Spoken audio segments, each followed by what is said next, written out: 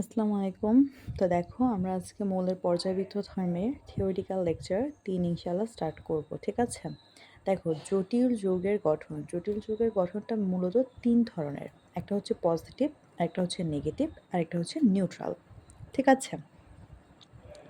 তো পজিটিভ যে সকল জটিল যৌগ আছে তাদেরকে আমরা কিভাবে বুঝবো?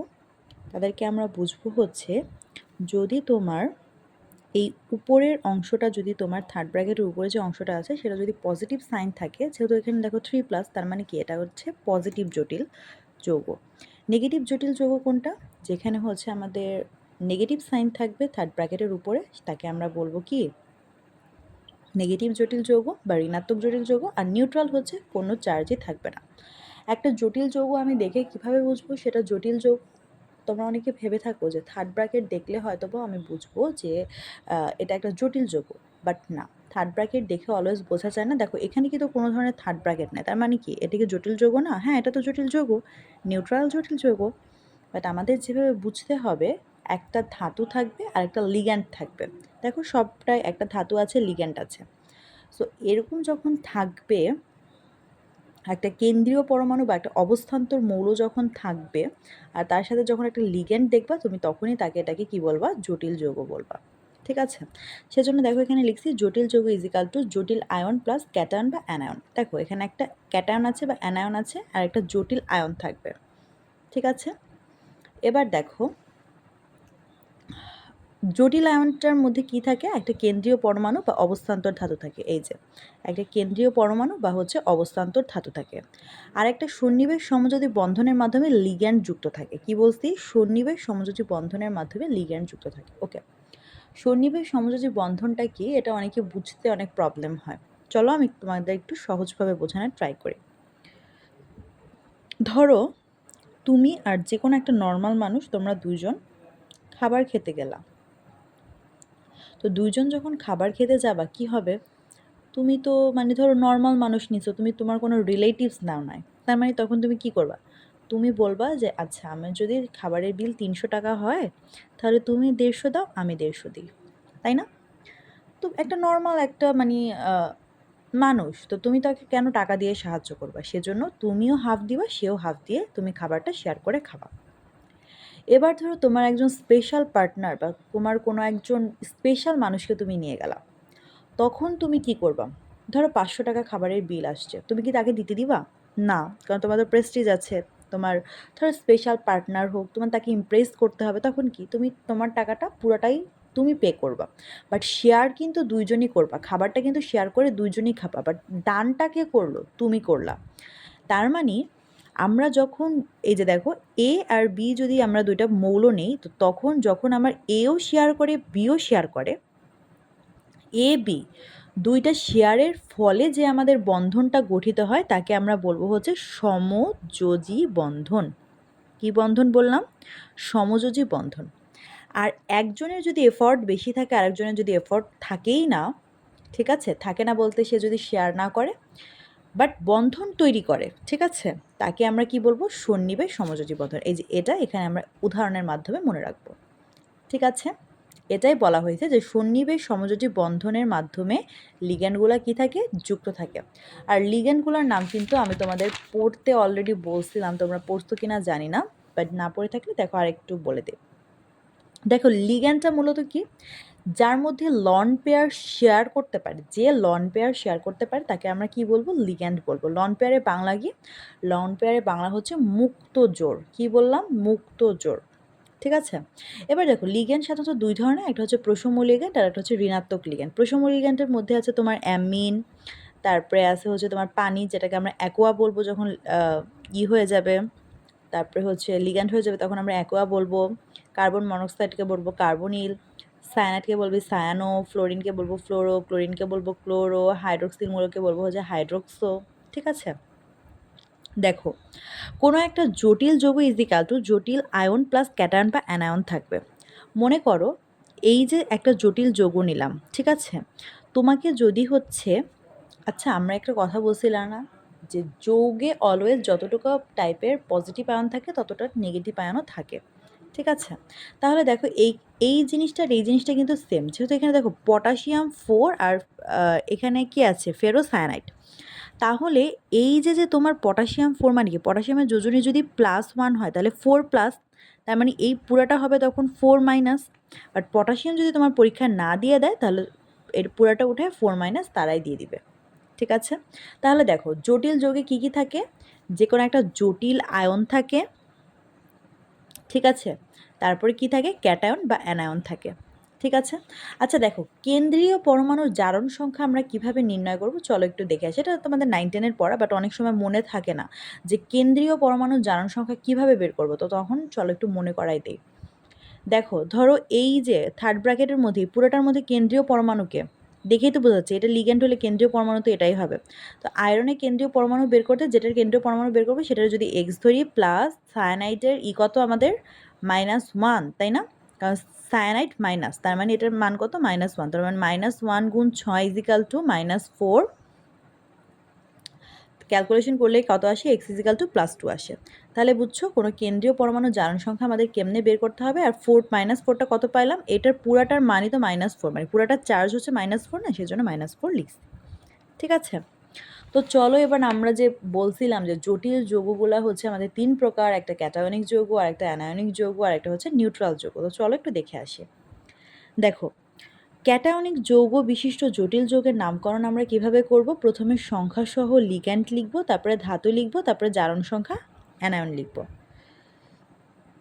আচ্ছা তোমরা আমাকে একটা কথা বলো তো, একটু আগে লিগ্যান্ড তো আমরা সবাই মোটামুটি এখন চিনি, তাই না? কারণ আমরা গত ক্লাসে লেকচার 2 এ পড়ছিলাম। লিগ্যান্ড আমরা সবাই চিনি,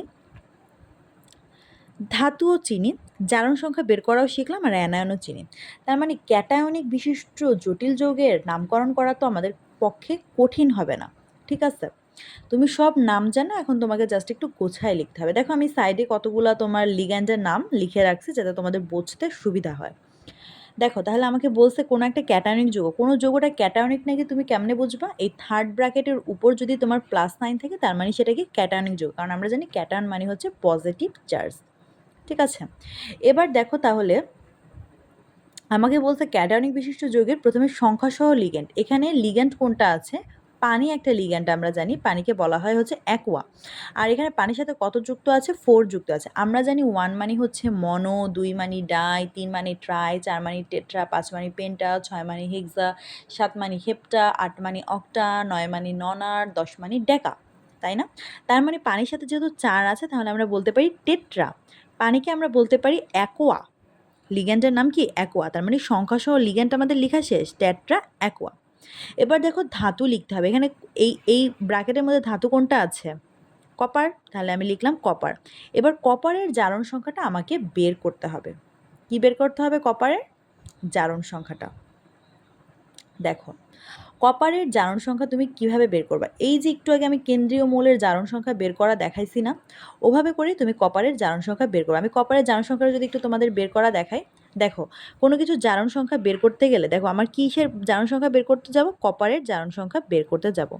এই যে কপার লিখলাম, বা হচ্ছে কপারটাকে তুমি কি ধরো? এক্স ধরো। ঠিক আছে? প্লাস পানি। পানির কি কোনো উপরে কি কোনো প্লাস মাইনাস কোনো চার্জ আছে? কোনো চার্জ নাই, সেজন্য আমরা এখানে লিখব 0 × 4 = এই পুরাটার চার্জ কত? +2 = হচ্ছে +2। যেহেতু এটা পুরোটা 0 হয়ে যাবে, অতএব x = +2। সেই জন্য দেখো আমরা লিখছি কপার। কপারের পাশে আমাদের কি? ধাতু। কপার যেহেতু ধাতু সেজন্য আমি কপার লিখছি। দেখো জারণ সংখ্যা লিখতে হবে। জারণ সংখ্যাটা অবশ্যই কিসে লিখতে হবে বলো তো? রোমান সংখ্যায় জারণ সংখ্যা লিখতে হবে।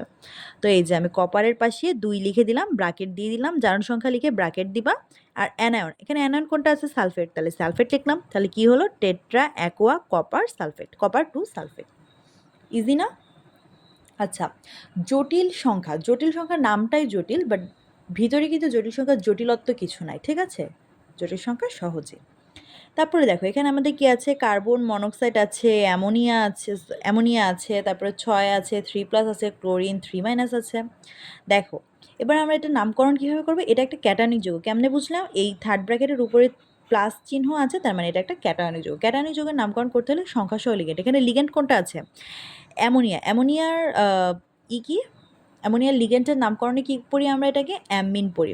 সংখ্যাসহ আমি কি বলছিলাম, 1 মানি মনো, 2 মানি ডাই, ট্রাই, টেট্রা, পেন্টা, হেক্সা, তার মানে 6 মানে কি, হেক্সা, সেজন্য আমি লিখলাম হেক্সা অ্যামিন। সংখ্যাসহ লিগ্যান্ড ফার্স্ট লিখছি, তারপরে ধাতু, এই যে ধাতু আমি লিখলাম কোবাল্ট। এবার তুমি ধাতুর জারণ সংখ্যাটা বের করো। কীভাবে ধাতুর জারণ সংখ্যাটা বের করবা, দেখো এখানে কার্বন মনোক্সাইডেরটা তুমি বের করবা, ঠিক আছে। তাহলে যাকে বের করবা তাকে হচ্ছে কি ধরবা, এক্স ধরবা। তারপর অ্যামোনিয়া, এর উপর কি কোনো চার্জ আছে, নাই, সেজন্য আমরা এটা লিখব 0 × 6 ইজিক্যাল টু, এটার পুরাটার উপরে কত চার সংখ্যা, +3, সেজন্য লিখব +3। তাহলে এক্সের মান কত আসছে, এক্সের মান আমার +3 আসলো না, সেজন্য আমার কি লিখব, এখানে আমাদের কোনটা হবে, ধাতু কোনটা হবে, ধাতু হচ্ছে আমাদের হবে কোবাল্ট, তারপরে হবে হচ্ছে আমাদের এটা হচ্ছে কার্বন মনোক্সাইড না, এটা হচ্ছে কোবাল্ট, ঠিক আছে, কোবাল্ট, তারপরে হচ্ছে ক্লোরাইড, ঠিক আছে, কারণ কোবাল্ট কি একটা ধাতু, কারণ এটা যদি কার্বন মনোক্সাইড হয়ে যেত তাহলে তো এটা কার্বন নীল হয়ে যেত, একটা লিগ্যান্ড রূপে বসতো, বাট এটা যেহেতু হচ্ছে তোমার কোবাল্ট, সেজন্য এটা একটা ধাতু, আর জারণ সংখ্যাটা তো আমরা বের করে দেখাইলাম। তো এটা ফার্স্টেরটা ব্যাপারে জারণ সংখ্যা, এটা হচ্ছে দ্বিতীয়টা ব্যাপারে জারণ সংখ্যা। এবার দেখো 3 নাম্বার একটা ইন্টারেস্টিং আসছে, এখানে 2টা লিগ্যান্ড আছে, যখন 2টা লিগ্যান্ড থাকবে তুমি তখন কি করবা, চলো দেখে আসি। কোবাল্টগুলো দেখে মনে হচ্ছে কার্বন মনোক্সাইড, একটু ওটা ছোট করে দেই। দেখো কোবাল্ট আছে এখানে, তারপরে অ্যামোনিয়া আছে, 4 আছে সাথে, এটা হচ্ছে কার্বন মনোক্সাইড 3+ ক্লোরিন মাইনাস। দেখো তো এটা মানেই কি আমরা বুঝতে পারতেছি না, এটা মানেই কি দেখো তো আমরা বুঝতে পারতেছি না যে এখানে 2টা হচ্ছে আমাদের কি আছে, 2টা কি আছে বলো তো, 2টা হচ্ছে লিগ্যান্ড আছে। তো 2টা যখন লিগ্যান্ড থাকবে তখন আমরা কি করব, চলো একটু দেখে আসি। দেখো তুমি যদি অ্যামিন কথাটা যদি তুমি ইংলিশে লিখো, বা অ্যামিন মানে উচ্চারণ করাতেই তো বোঝা যাচ্ছে যে অ্যামিনটা আমাদের কি অক্ষর, এ দিয়ে শুরু হয়, আর কোবাল্ট কি দিয়ে শুরু হয়, বা হচ্ছে তোমার এটা কি কার্বন মনোক্সাইড, তো এটা কি দিয়ে শুরু হয়, সি দিয়ে শুরু হয়, ক্লোরো, ঠিক আছে, কি দিয়ে শুরু হয়, সি দিয়ে শুরু হয়। তাহলে একটা জিনিস দেখো তো, এ আগে না সি আগে, তোমরা যখন ABCD পড়ো তখন কি আগে আসে, এ আগে আসে না সি আগে আসে, এ আগে আসে। তো এটাকে বলা হয় হচ্ছে আলফাবেটিক্যাল অর্ডার, ঠিক আছে, কি বলা হয়, আলফাবেটিক্যাল অর্ডার। তো দেখো এই আলফাবেটিক্যাল অর্ডার অনুযায়ী আমরা কি করতে পারি, যেটা আগে আসবে সেটা হচ্ছে লিগ্যান্ডটা আগে বসবে। তাহলে সংখ্যাসহ লিগ্যান্ড, সংজ্ঞা অনুযায়ী সংখ্যাসহ লিগ্যান্ড টেট্রামিন, ডাইকার্বনিল, কোবাল্ট লিখলাম, ধাতুর জারণ সংখ্যা তো বের করলাম একটু আগে 3, তারপরে ক্লোরাইড। এবার ধাতুর জারণ সংখ্যা 3 কেমনে বের করছি, এই যে দেখো এক্স, প্রথমে এটাকে আমি কোবাল্টেরটা বের করবো, সেজন্য এটাকে এক্স ধরছি, এটার কোনো চার সংখ্যা না, তাহলে 4 × 0, এটার কোনো চার সংখ্যা না, 2 × 0 ইজিক্যাল টু পুরোটার চার সংখ্যা কত, +3, তাহলে এক্সের মান আসবে +3, সেভাবে আমি বের করলাম, ঠিক আছে। এটা গেল আমার ক্যাটায়নিক বিশিষ্ট যৌগের ক্ষেত্রে নামকরণ। এবার চলো আমি অ্যানায়ন বিশিষ্ট যৌগের ক্ষেত্রে নামকরণটা একটু দেখে আসি। অ্যানায়ন বিশিষ্ট যৌগের ক্ষেত্রে নামকরণ হচ্ছে ফার্স্টে ক্যাটায়ন প্লাস সংখ্যাসহ লিগ্যান্ড প্লাস ধাতু প্লাস অ্যাট প্লাস জারণ সংখ্যা। তাহলে দেখো এটা একটা অ্যানায়নিক যৌগ, আমি কেমনে বুঝলাম, উপরে আমার একটা মাইনাস সাইন আছে, সেটা দেখে আমি বুঝলাম। তাহলে পটাশিয়াম হেক্সাসায়ানোফেরেট, এটার নামকরণ কীভাবে করলাম, দেখো ফার্স্টে ক্যাটায়ন, এই যৌগটার মধ্যে ক্যাটায়ন কি আছে, পটাশিয়াম আছে, পটাশিয়াম লিখলাম। সংখ্যাসহ লিগ্যান্ড কত, হেক্সাসায়ানো লিখলাম। ধাতু কি, আয়রন। কিন্তু এখানে ধাতুর নামটা তোমার হচ্ছে ল্যাটিন ভাষায় লিখতে হবে, সেজন্য কি লিখছি, ল্যাটিন ভাষায় একে বলা হয় হচ্ছে ফেরাম, কি বলা হয়, ল্যাটিন ভাষায় একে বলা হয় হচ্ছে ফেরাম। আর অ্যাট যেহেতু যোগ করতে হবে তাহলে হচ্ছে ফেরেট, কি হয়ে যায়, ফেরেট। আর জারণ সংখ্যা তুমি বের করবা, দেখবা এই নিয়মে বের করতে পারো, এই নিয়মে বের করতে পারো, এই নিয়মটা বের করবা আরও ইজিয়ার হয়, ঠিক আছে। আয়রনেরটা বের করার ফার্স্টে আয়রন লিখবা, সায়ানাইড যেহেতু -1 × 6 ইজিক্যাল টু পুরাটার মান কত, -3, সেজন্য -3 লিখে ক্যালকুলেশন করলে আমার আয়রনের জারণ মান আসে +3, ঠিক আছে। সেজন্য আমি এখানে কি লিখছি, সায়ানোফেরেট 3টা। এবার দেখো এইটার ক্ষেত্রে আমাকে যদি বলা হয় এই অ্যানায়নিক যৌগের ক্ষেত্রে জারণ মান বের করতে, তখন আমি কি করব, দেখো প্রথমে সোডিয়াম টেট্রাসায়ানো, তারপরে হচ্ছে তুমি নিকেলেরটা বের করবা, নিকেলেরটা বের করলে আসবে হচ্ছে আমার কত, 2, ঠিক আছে? তো এভাবে করে তুমি করে ফেলবা, মানে এইখানে যে যে জিনিসগুলো লিখছে এটা লিখে তুমি হচ্ছে করে ফেলবা। এবার দেখো নিরপেক্ষ জটিল যোগের ক্ষেত্রে দেখো তো আমার এখানে কি তোমার কোনো প্লাস মাইনাস কিছু দেওয়া আছে? কিছু দেওয়া নাই। সেজন্য নিরপেক্ষ জটিল যোগের ক্ষেত্রে আমার যে জিনিসটা করতে হবে, ধাতু প্লাস সংখ্যাসহ লিগ্যান্ড। এখানে ধাতু কোনটা আছে? নিকেল, নিকেল লিখলাম। সংখ্যাসহ লিগ্যান্ড টেট্রা কার্বনিল। এটার মতো সহজ আর কিছুই নাই। তো এই ছিল আমাদের হচ্ছে তোমার কি অ্যানায়নিক যৌগের ক্ষেত্রে, নিরপেক্ষ জটিল যৌগের ক্ষেত্রে, তারপরে হচ্ছে তোমার ক্যাটায়নিক বিশিষ্ট যৌগের ক্ষেত্রে। ঠিক আছে? আর এগুলো ছিল আমাদের লিগ্যান্ডের পরিচয়, কিভাবে আমরা বের করব। আর লিগ্যান্ড মানে কি? লিগ্যান্ড মানে হচ্ছে যে দাতা পরমাণু বা হচ্ছে তোমার দাতা পরমাণু দিতে পারে। ঠিক আছে? পরমাণু মূলত দিতে পারে, মুক্ত জোড় ইলেকট্রন যেহেতু সে দিতে পারে, আর সন্নিবেশ বন্ধনের মাধ্যমে সে আবদ্ধ থাকে। ঠিক আছে? এই ছিল আমাদের আজকের লেকচার। সবাই ভালো থাকো। আল্লাহ হাফেজ। আর সবাই একটু প্র্যাকটিস করবা। ঠিক আছে? তুমি নিজে নিজে প্র্যাকটিস করে দেখবা তুমি পারো কিনা। আলফাবেটিক অর্ডার দিয়েও একটু একটু প্র্যাকটিস করবা, দেখবা পারো কিনা। ওকে? তাহলে ভালো থাকো। আল্লাহ হাফেজ।